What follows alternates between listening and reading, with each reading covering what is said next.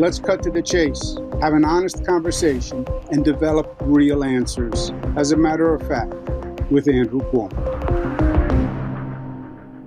Hello, and welcome back to As a Matter of Fact. I'm Andrew Cuomo. Well, another crazy political week with distressing news almost everywhere you turn. It's a question of the chicken and the egg. Which came first, political dysfunction or social dysfunction? That's the question we're going to have to answer down the road. But this week, we're going to take a break, and it's my pleasure to be joined by a special guest today, Governor David Paterson.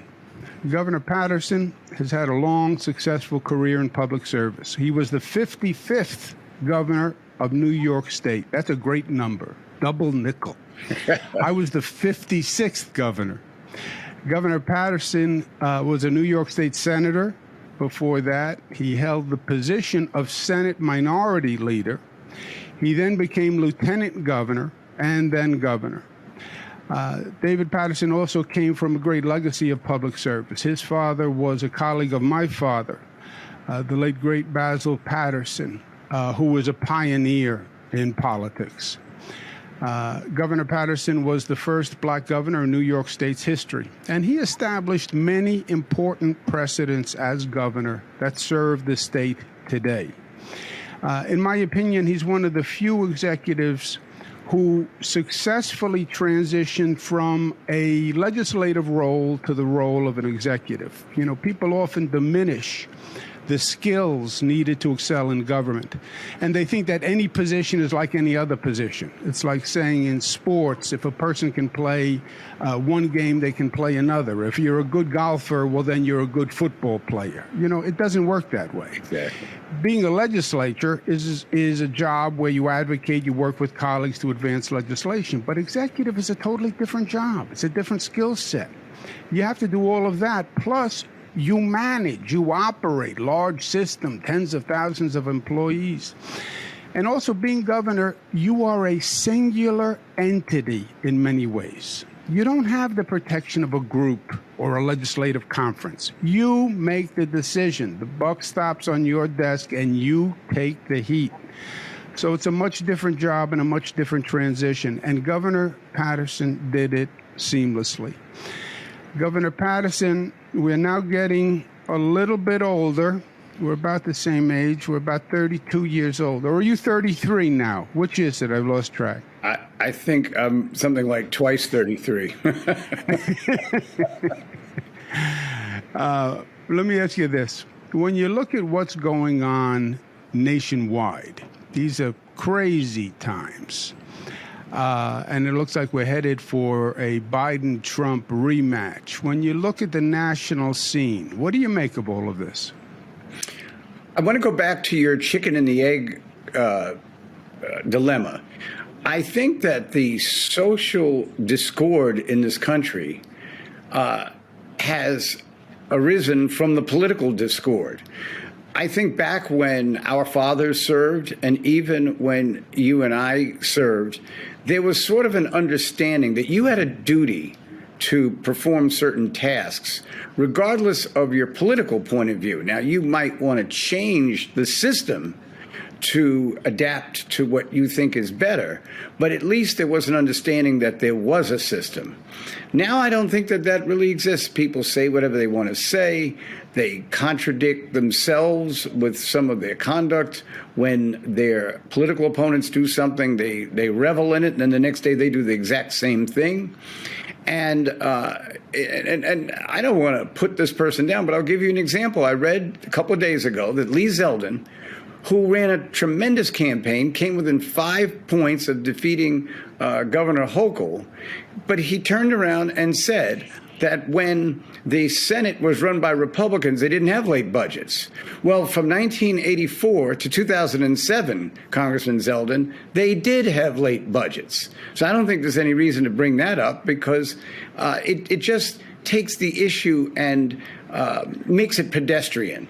And what I sort of remember, and I think this is just a quick example, Governor, in 1986, I'm a freshman senator, and we had a resolution for New York State not to invest in any more companies that did business in South Africa. This is right in the thick of the apartheid movement. And during the debate, Senator John Markey, the late senator from Staten Island, made a point that 75% of the black people that lived in South Africa supported the apartheid movement. I then rose and said to the Senate members and to Senator Markey that my understanding was that in South Africa, it is a crime to have a political position that's antagonistic to the government. So I wanted to know who the 25% of the people who endangered themselves by saying that they were against the apartheid movement. After the session, when I come out of the chamber, Senator Markey is sitting in the lobby outside, and he goes, Senator, I've been waiting for you. And I thought, oh, no, I'm going to get a lecture. He's the dean of the delegation. And I sat down, and he said, my office went back and researched what you said. You're absolutely right. And I just came to thank you for the information, because while I'm not changing my position, I'm never going to use that in a debate again. People had a sense of their public service reflecting their own personal morality. And I think that it's not existing right now. Yeah, I think you're onto something there, Gov. So let's stay with that for a second. It almost seems like the performance level across the board has dropped. Yes, the sense of duty, the sense of responsibility, but almost the degree of professionalism has dropped. It's not taken as seriously. There's not as much discipline about it. And I think part of it is there is less scrutiny by the press. And stay with me for a second. You know the expression, in tennis, you're only as good as the player on the other side of the net. When you have a really engaged, smart press corps, they challenge you every day, and they challenge your facts. When Senator Markey said that, I guarantee some reporter was going to go back and do some research and catch up to Markey's office and call up and say, he said this, but the fact is X. I think the press has diminished almost across the board. It's more partisan. Yes, we always had the New York Post, which was clearly partisan, but now it's right across the board. It's Fox TV, it's electronic, it's the print. And the reporters don't have the time or the information to go as deep. Everything's about Twitter and everything is fast. So I don't think the press is holding government as accountable on the substance, which is allowing government to decline. Does that make any sense to you? To amplify what you said, Governor, in today's New York Post, there's an article written by somebody named Quinn, who had the audacity to write about the bail reform package that was passed in 2019, and here it is 2023, and they are now talking about the crime increase since bail reform passed. Well, bail reform passed in December of 2019, 2.5 months before the pandemic, which caused crime to spiral all over the country. And all of this is an issue about bail reform. And by the way, bail reform has some degree of an effect on the rate of crime, but the real problem with crime right now is far more complicated. It's a bunch of young people who are out doing nothing for a year and a half during the pandemic. It's people who've moved out of New York State, for instance, and the tax rolls are getting smaller and smaller. They said at one point 7,000 people were paying half the taxes in New York State. It's probably much less than that now. And I think that the media itself just goes for the quick headline. Yes, theoretically, the crime rate is up since 2019, but a whole lot of things happened in 2019 that we could blame it on. But the real blame lies in what was an unpredicted event, and that was the pandemic. Yeah, I want to get to what I call the urban crisis, but just to stay on your point about the press and incorrect information or an analysis that is not deep or smart enough on this issue of bail reform, which is a trigger for crime, as you said, right? It reminds me of the days where people were afraid of crime, so it was all about the death penalty. The death penalty was not going to solve crime. The death penalty was only for police killers at that time. So it was never going to be the answer to the mugger on the corner, right? The death penalty. But it became the symbol. I'm afraid of crime. I want the death penalty. Now it's crime is a problem. I want bail reform. Bail reform is not going to reduce crime. You're right. It's much more complicated. It's tied to what happened in COVID. It's tied to what happened with George Floyd's murder and the relationship between police and the community, and a police force that has a deteriorated relationship with the community where they don't feel the confidence and the backup. And the police department will, I have a lot of friends in the police department who will say, look, I'm more careful. I'm more reticent than I used to be because I'm afraid you wind up on the wrong video, you lose your job. So all this talk about bail reform, it's not going to make a darn bit of difference on the rate of crime. Where are there more police? Are there more police on the subways? Have we repaired the relationship between the community and the police where the police feel empowered to do their job? Are we doing something with the young people who are running around and don't have jobs? This was all a lot of noise, and it's self-defeating because nothing is going to change on crime because they didn't address any of the real issues. And then people are going to be more negative about New York. It's not making progress. There's more crime. Let me pack up. Let me leave. What do you think? I think once the businesses start reopening and the midtown space in buildings starts getting used more, so obviously there are more people to employ, and I think that's beginning to happen.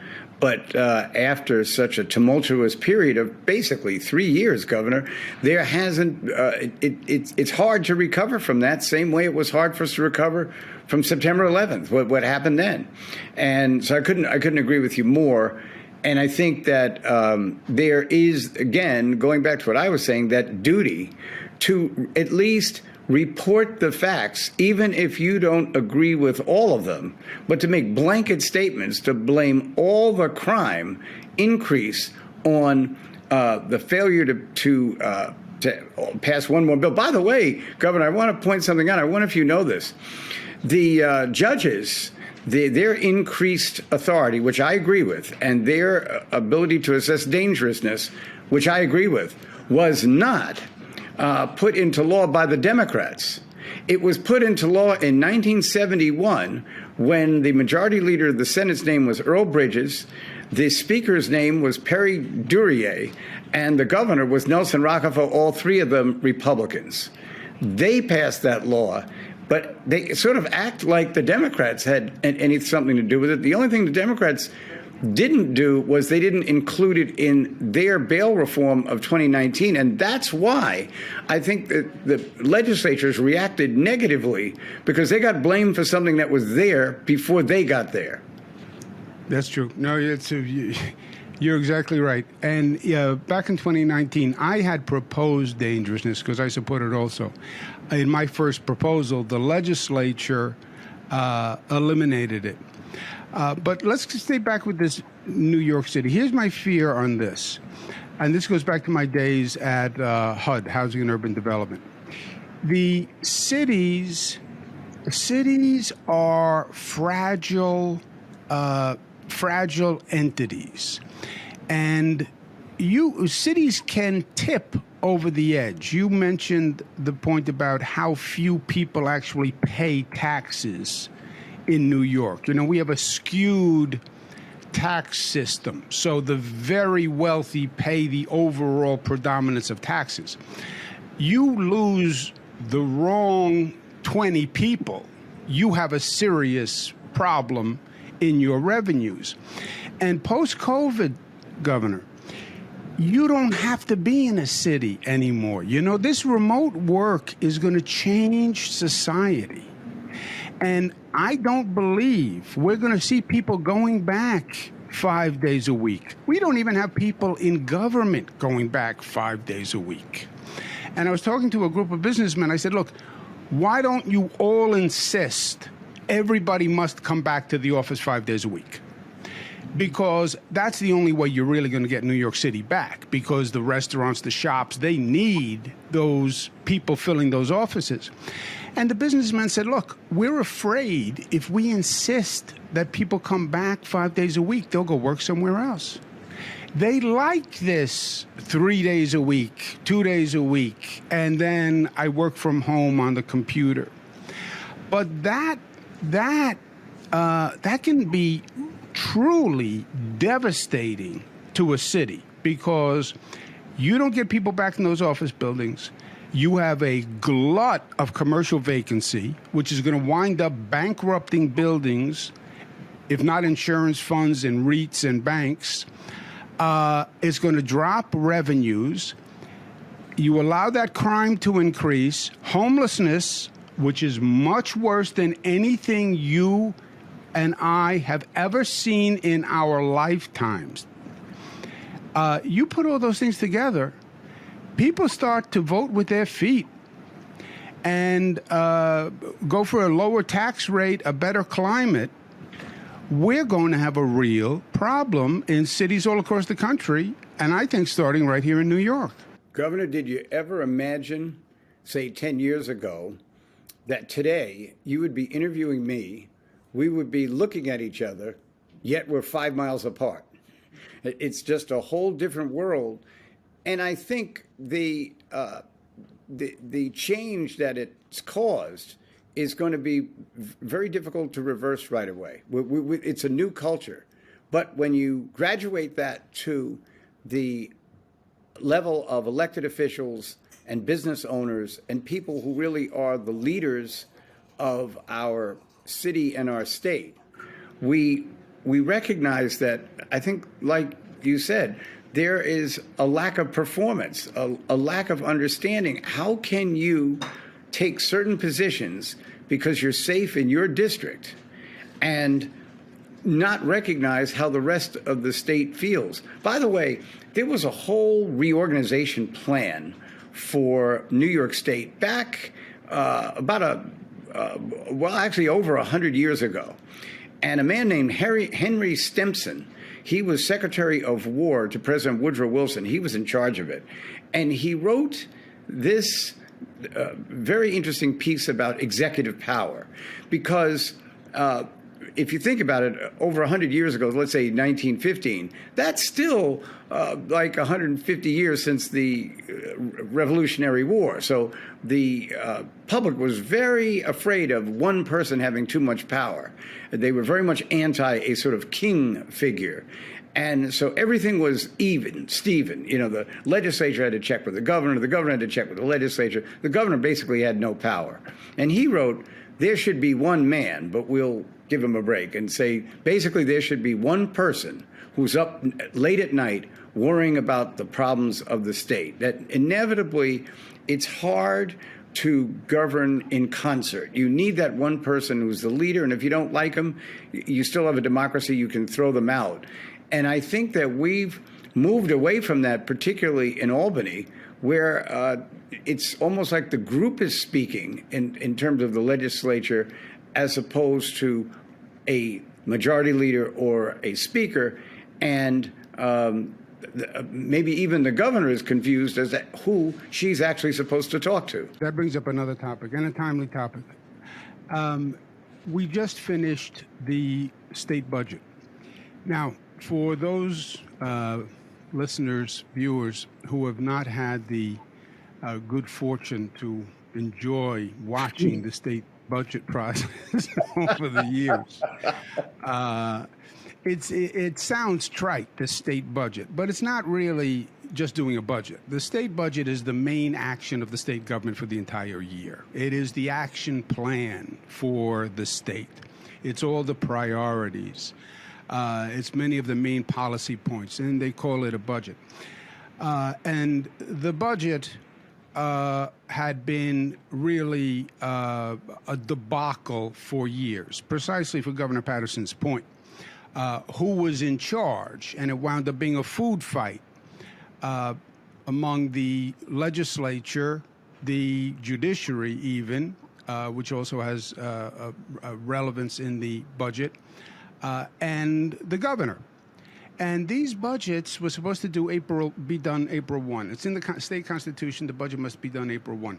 They would be months and months and months late. The state just finished the budget process. And literally the headlines that we're seeing today on the state budget give you a sense that it did not go well. The Huffington Post said that the governor comes up empty on housing in the state budget. The New York Times said Governor Hochul gets a budget deal, but with no signature win. Politico, Governor Hochul brings an Albany tradition, the late budget, and has ushered in a new era of dysfunction, which just hurts my soul, and I'm sure it hurts your soul to read that, Governor. Wall Street Journal, the big takeaway, Governor Hochul hasn't fully utilized the levers of power. That's Governor Paterson's point on Henry Stimson.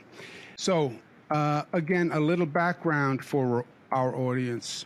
The budget process is more than just a budget.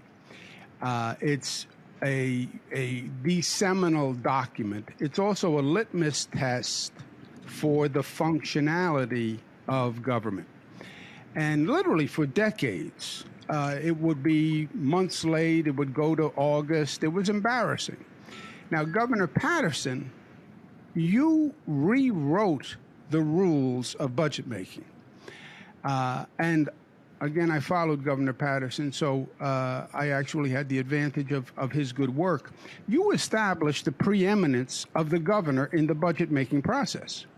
You showed that the Constitution empowered the governor over the legislature, which makes sense because the governor is the one official who's responsible for the entire state, right? It doesn't come from a district in Queens or in Brooklyn. But up until you, Governor Paterson, it was a food fight. And after you, it was clear that the governor wins. And that was a very, very big deal. And you also did it in grand fashion. I remember being Attorney General and watching you in the Red Room in what was truly an historic moment in this state. And you sat in the middle of that Red Room, which is the governor's main conference area next to the governor's office. You vetoed 6,700 bills, if I recall correctly. And then you passed your own budget by what we call an extender. And you dared the legislature to oppose you. And both the Assembly and the Senate were Democrats at that time. And I watched you and I said, wow, that man is the governor. And there can only be one governor. In fairness, George Pataki, before you, also a member of the legislature, had sued and gone to the Court of Appeals, Pataki v. Silver, on the primacy of the governor. But then I followed you, and I went right to the edge with extenders and the same legal threats, and I had budgets that were basically on time as a general rule. I also added a provision that said, if the budget was late past April 1, the legislature, the governor, and the executive would not get a raise that year. And they would lose the money. Because if you can't perform the one constitutional duty, then you had no business asking the people of the state for a raise. That was a powerful incentive for them to get it done by April 1, as you can appreciate, because nobody wanted to go back to the conference and say, hey, guys, we're not getting our $7,000 this year. But I think it comes back to the fact that one of the keys to being governor is being able to use the power of the office, the power that the Constitution gives you, the legal power. And when you do that, you often stand alone. And you sat in the middle of that red room alone. And the comfort of colleagues cannot be a governing factor in the equation. When it happens, it's nice, but you can't be governed by it. And that lesson is true for every successful governor. It was true for FDR, it was true for Rockefeller, it was true for my father, it was true for you. And Governor Paterson, you showed real courage when you took on the legislature. And it was even harder for you because they were your friends. You had just been the leader of the Democratic Conference.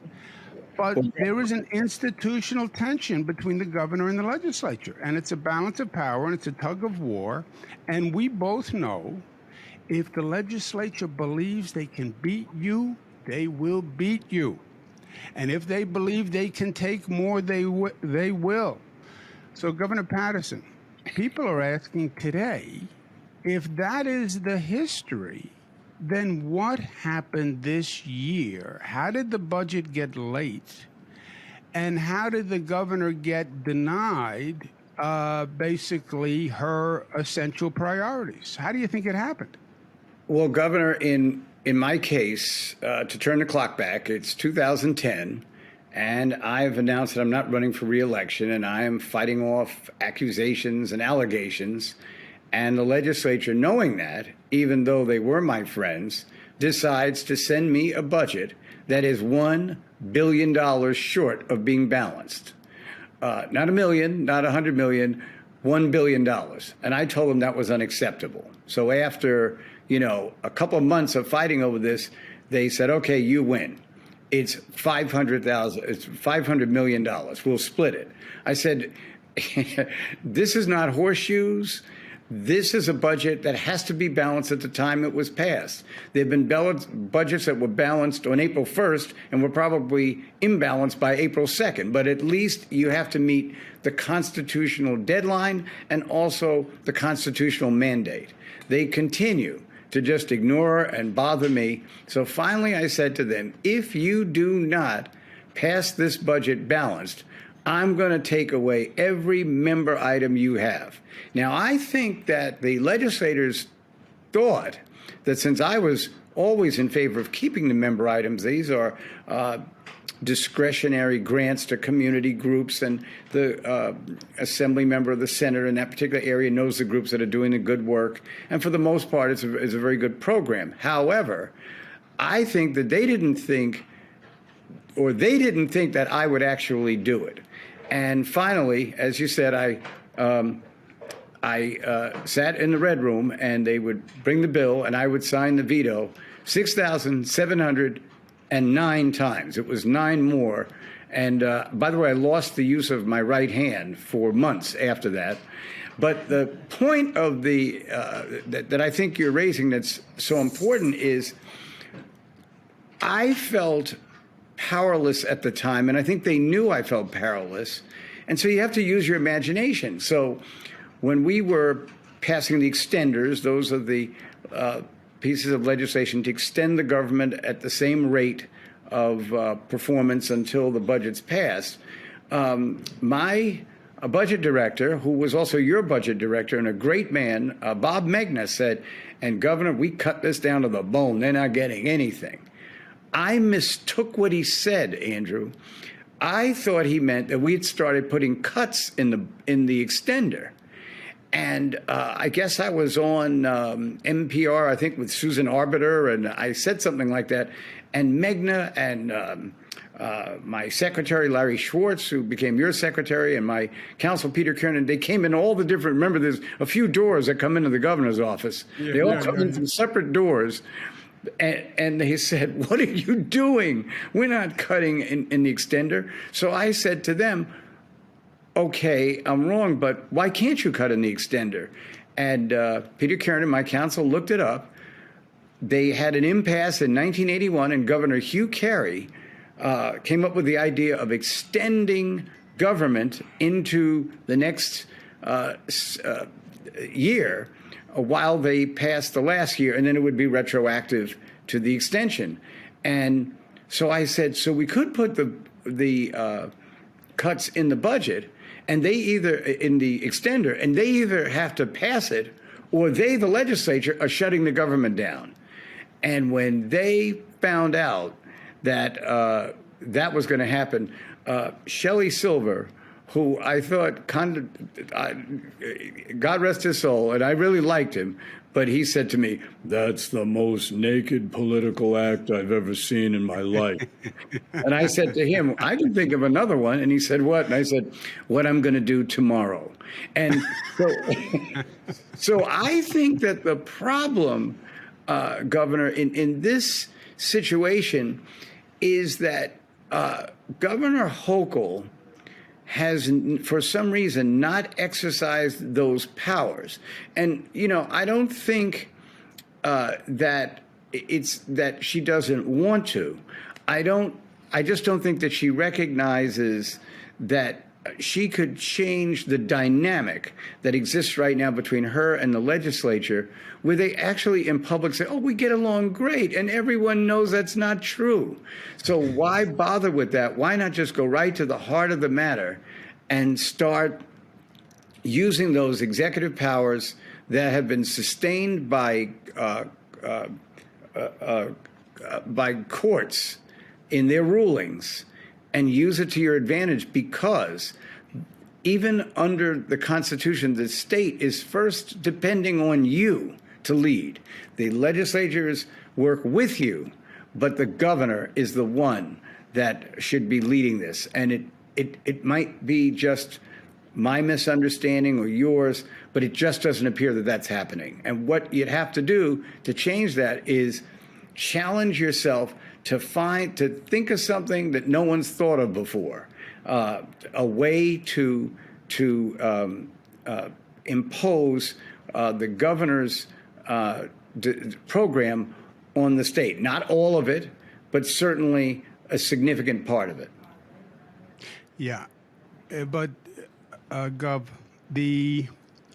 I think you're leaving out one element.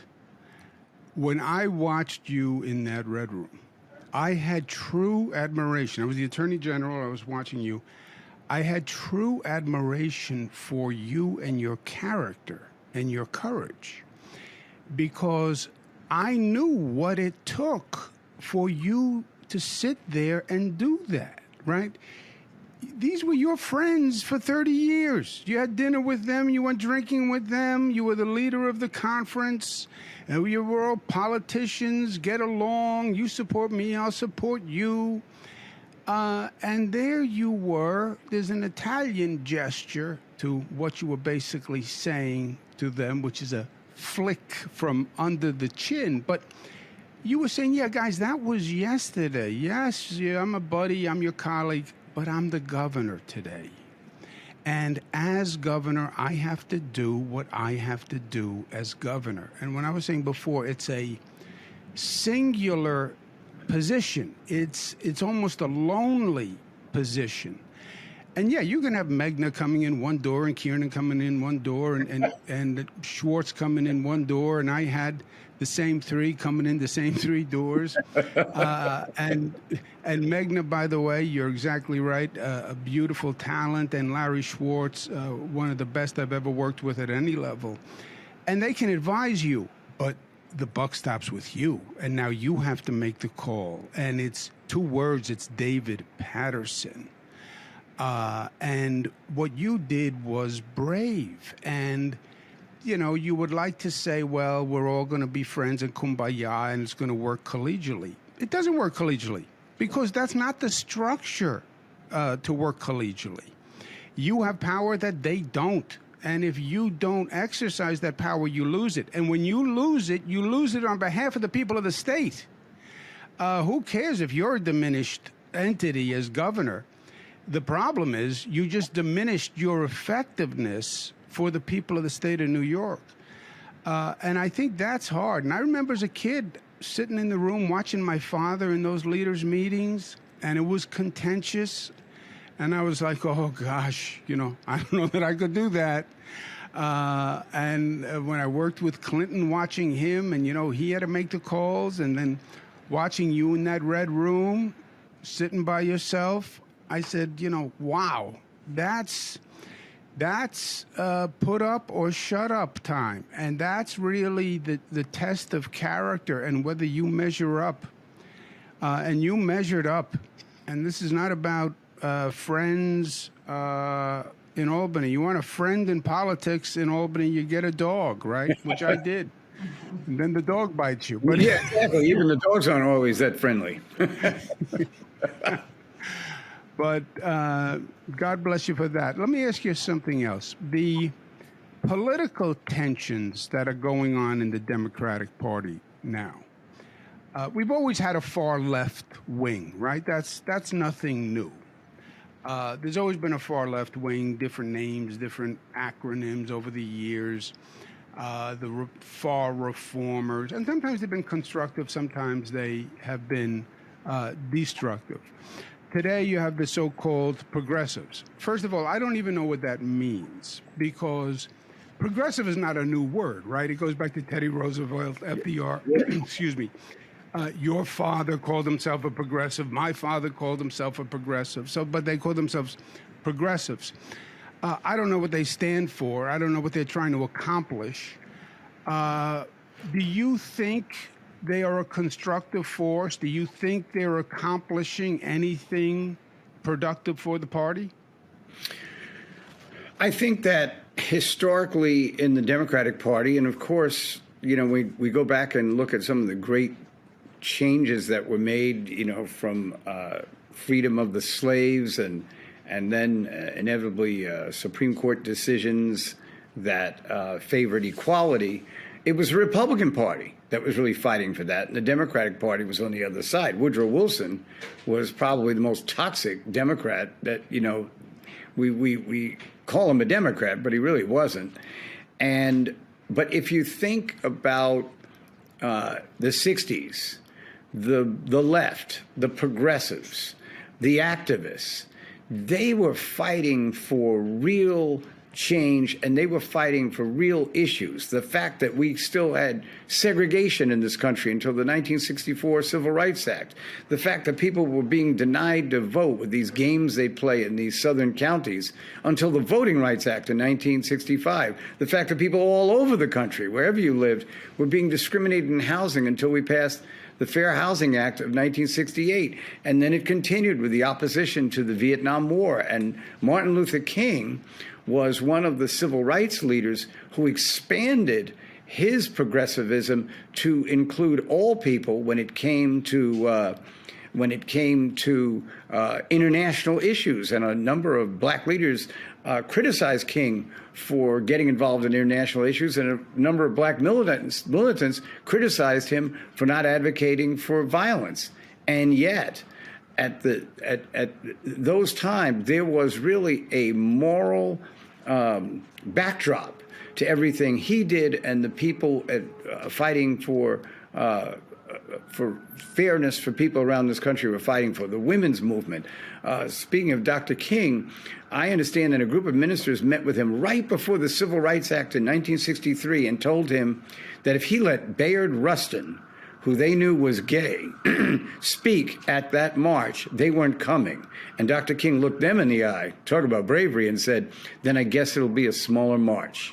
So what I'm saying is that the problem with the progressive movement today is it only focuses on a kind of utopian idea that will share all money amongst all the people. Everyone will get the same thing.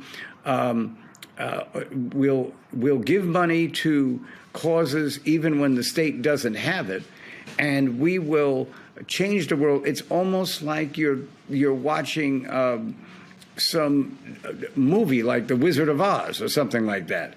And I don't feel the substance. I don't feel the research that goes into the positions that many of them take, and I don't feel the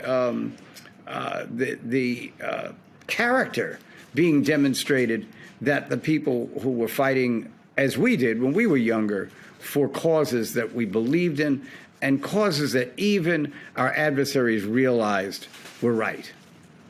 Yeah, yeah, no, amen to that.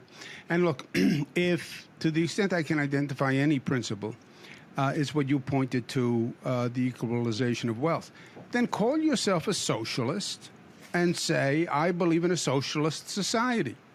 I believe in wealth distribution equally among members of society. I'm a socialist.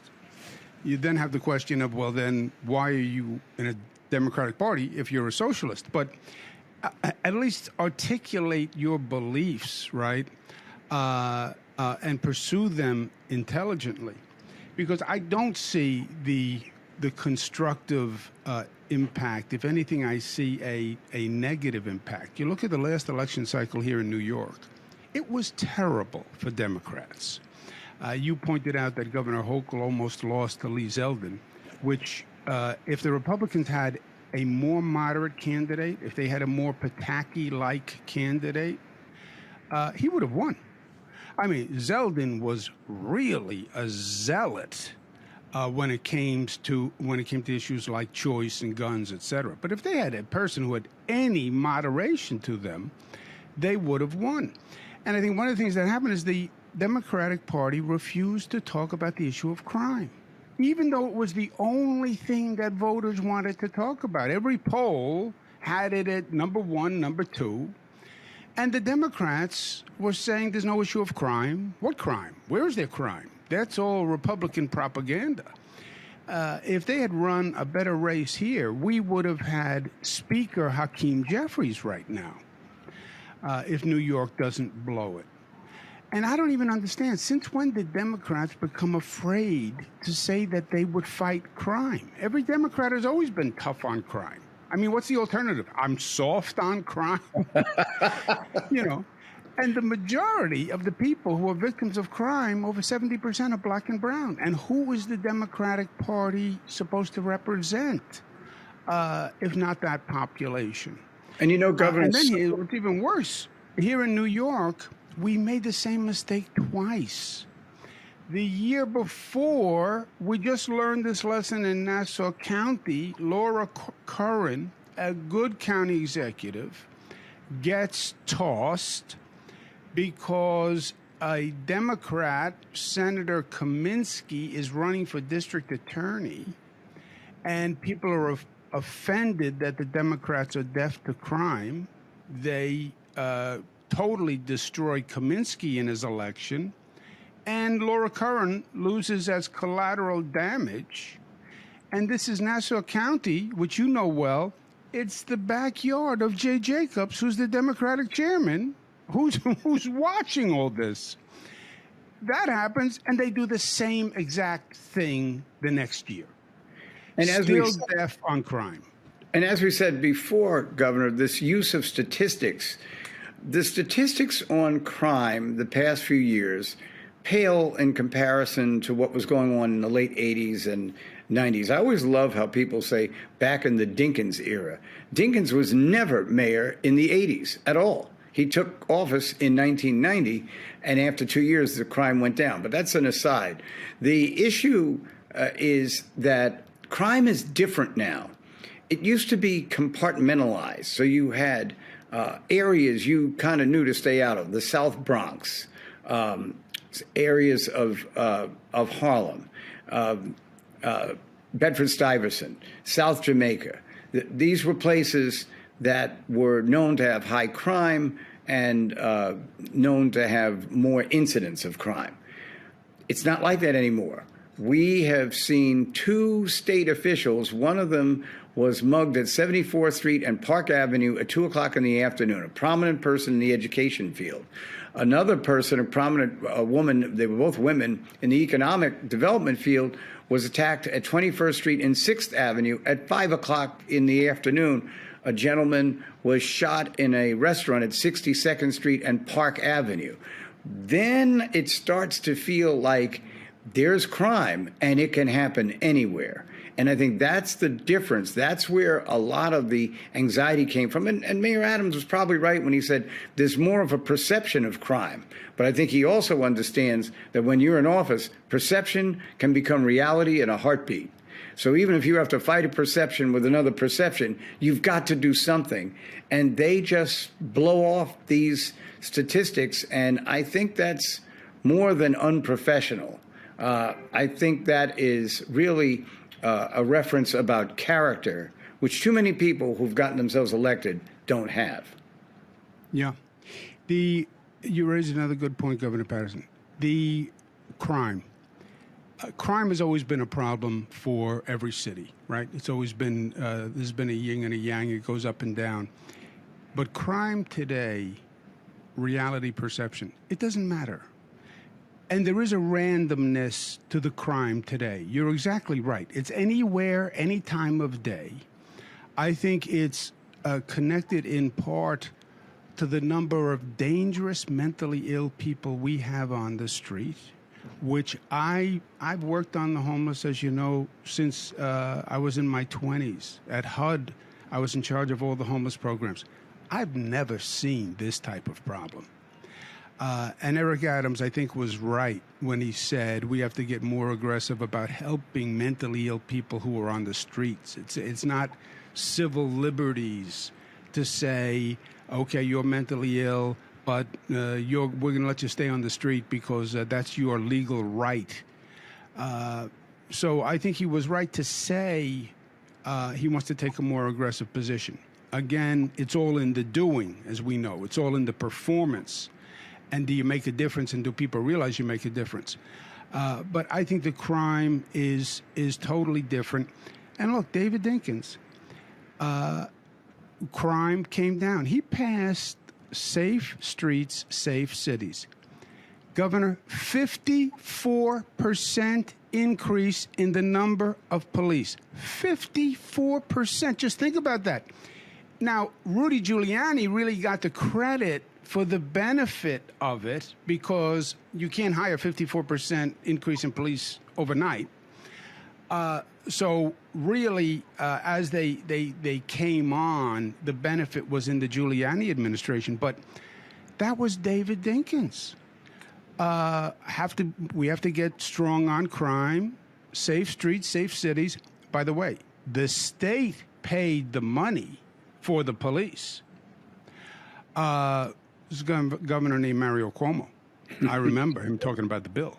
You know, he'd come home and talk about, how much money 54% increase in cops cost over and over and over again. But it was actually shared with the city. But that's government. That's what made the difference. More police. And remember also at that time, the police had a better relationship with the community. And we didn't have the homeless problem, but they were doing something about it. This argument about bail reform, it's not even close to David Dinkins and a 54% increase in police. That's how you make a difference.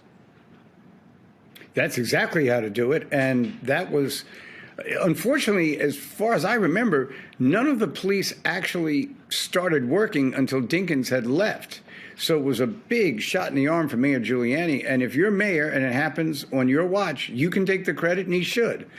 But what I would say is that would be a way to address the problem now. And this mayor is going to Albany saying the same thing that the last mayor did.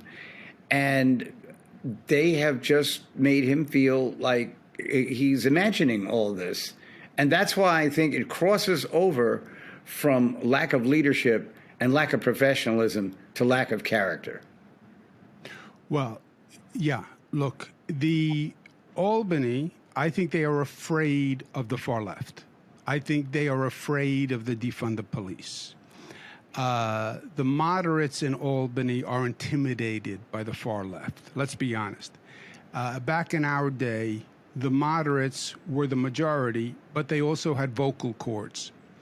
The moderates are still the majority, but they've been intimidated because the far left, they are tiny, but they are mighty. They're activists.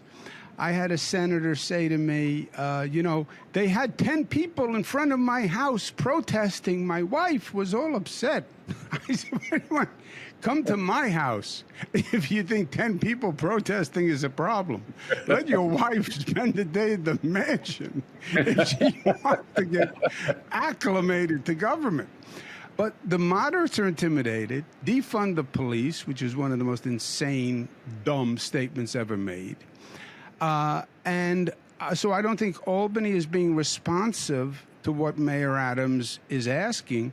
And if Mayor Adams doesn't actually get delivery, he's not going to make a difference.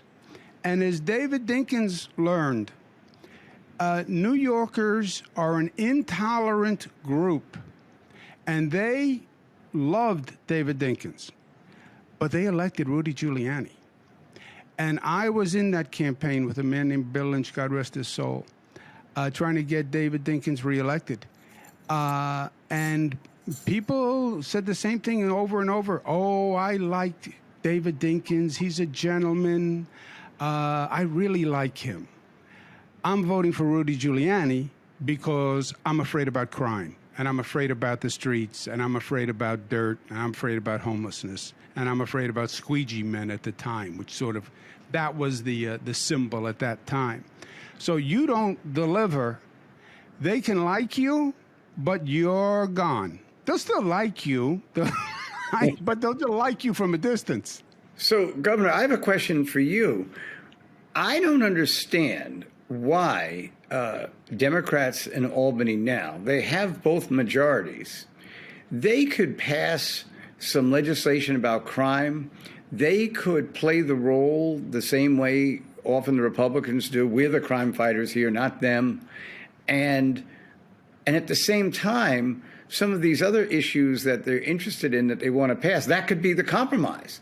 They take it. I mean, giving the governor bail reform was really, in my opinion, symbolic and ceremonial. As we both said in this conversation, it's not going to change the crime rate, not a millimeter.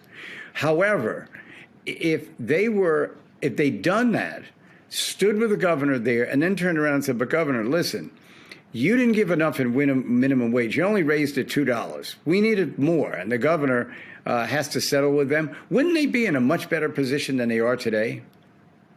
Oh, Gov, I don't think anyone won anything. Yeah. That's what I don't think anyone won anything. The governor loses. First, I'm with you. The answer was not bail reform. The governor's answer was, I want to fight crime, and I need a comprehensive package to do that. Yes, it's going to be more after-school programs. It's going to be more employment programs. But we also need more and different policing. I would have taken the opportunity not just to add police, but to change the way we do policing. So it's not always a person with a gun. You triage with mental health, substance abuse, et cetera. The governor could have had a full crime reform package, which would have been a win and would have made a real difference and would have made Mayor Adams successful. And then, you're right, the quote-unquote far left pick something that you actually want to accomplish for people. It could have been anything. They still haven't done anything about the failing schools. Well, we don't want charter schools. Well, what's your answer to a neighborhood that has had the same failing school for 40 years? I mean, there was so much good work to do, and nothing of any significance happens. By the way, the loss of the affordable housing plan, I'm working on a project of this growing urban crisis in America. The number one factor why people are leaving cities, not crime, not taxes, the unavailability of affordable housing. That could have been a real big positive that was done. So I don't see what anyone accomplished. They were a month late. They all look bad. They haven't helped New York City, and they then raised the payroll tax, where I think you're going to see a continued exodus from New York City. Pack your bag. I'm heading to a warmer climate and lower taxes. So I don't get it. Yeah, and one of those warmer climates is Florida, and it's half the size of New York, and yet the quality of living is much greater at this point. Oh, yeah. And look, I say, the governor of Florida loves to say, oh, everybody's coming to Florida. Let's be honest. New Yorkers always went to Florida. Everybody's grandparents I knew went to Florida. That was the social trajectory. You worked, you retired, you went to Florida, and you stayed there. And your kids went over for Christmas, and then they visited you. So people always liked warmth. But with remote work now, and with, remote work makes it easier. The taxes make it easier. And then the crime, the homelessness, et cetera. Let me ask you this, because you've been very generous with your time. I often replay my governorship in my mind, right? You replay the game over and over and over. To me, the real test for whether or not a governor is a success is the sine qua non test. But for you, would this have happened? But for you, would this have happened? When I look at you and your administration, what you did on the Rockefeller drug laws was historic and profound, and but for you would not have happened. It saved many young lives. It redeemed lives. It took courage, it took guts, and you made it happen. And it was long overdue, sine qua non. But for Governor David Paterson, that doesn't happen. When you think back, what is your proudest accomplishment? And if you could replay the game, what would you do differently? It's so timely, Governor, that you would ask me that question. I just went to the annual gala, which had been postponed for 3 years, of Phoenix House. And a dear friend of both of ours, Mike Klein, asked me to come and Mary and I to chair the dinner. And just to see the reaction from these people who said, I was an alcoholic for 27 years, and then this and that happened, and now I've been clean for 20 years. I think it was the Rockefeller drug laws, and my admonition to people who find themselves in position where they have some decision-making capacity, don't be afraid to lose, because I thought I was going to lose. The Senate at that time had one more Democrat than Republican, and they had 4 Democrats who would be more than happy to go and vote with the Republicans, and they stayed home. And I don't know how we talked them into doing that, but I would agree with you. That would be my proudest accomplishment. By the way, Governor, earlier in our conversation, you rattled off some quotes from all the newspapers, the Wall Street Journal and the New York Post and these other print media. But I'd just like to point out that in today's New York Times, somebody we used to both work with, Assemblyman Jeff Denowitz, said that he wishes that you were here to have supervised over this particular budget crisis. So I just thought you'd like to know that before we end. Yeah. Well, talk about irony. That's like them saying they wish you were back in the Red Room vetoing the line. But the irony is this, and I think the legislature gets this at the end of the day. When government works, it works for everyone. When you got the budget done on time, it wasn't just you. They all looked good. When you passed Rockefeller drug law reforms, every legislator went home, and when they got up and they spoke at their community meeting, they said, By the way, I voted to reform the Rockefeller drug laws, right? When I would pass a budget on time, they would all go back home and say, yeah, we got it done on time, you know?